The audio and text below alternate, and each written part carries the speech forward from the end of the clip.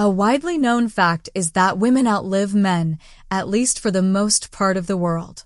Gender differences in survival are more pronounced when we start talking centenarians, with only 14% being male, while 86% being female.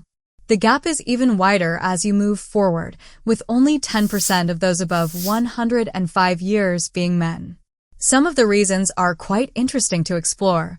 For instance, men reported higher tobacco use for the longest time, which is associated with long-term complications later on in life.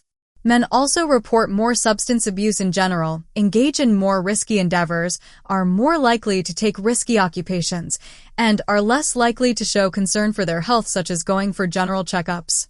Besides, some of the leading causes of death in the world in terms of diseases predominantly kill men compared to women, at least according to data from the World Health Organization.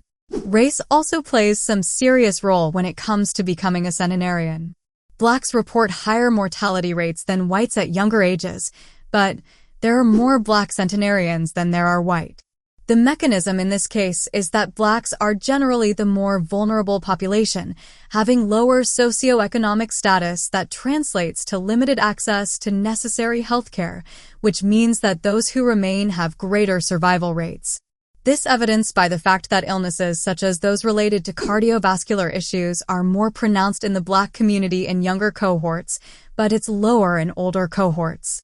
Moving into genetics for a moment, the female reproductive system ages slower to increase the time span for having children, raising the likelihood of passing genes to the next generation.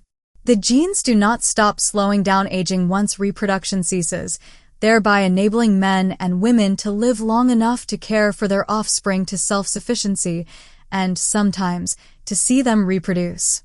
Women who naturally bear children in their 40s are 4 to 5 times more likely to become centenarians compared to women who give birth within the normal age of reproduction. Women being the evolutionary driving force in the development of longevity genes explains why men and women age different. Worth pointing out is, male centenarians have lower incidence rates of numerous diseases associated with greater risk of mortality than octogenarians and nonagenarians. There are biological differences between men and women that underlie healthy aging and exceptional longevity. Although women live longer than men, they are more likely to have chronic illnesses and disabilities. The fewer male centenarians are in better health and functionality compared to their female counterparts.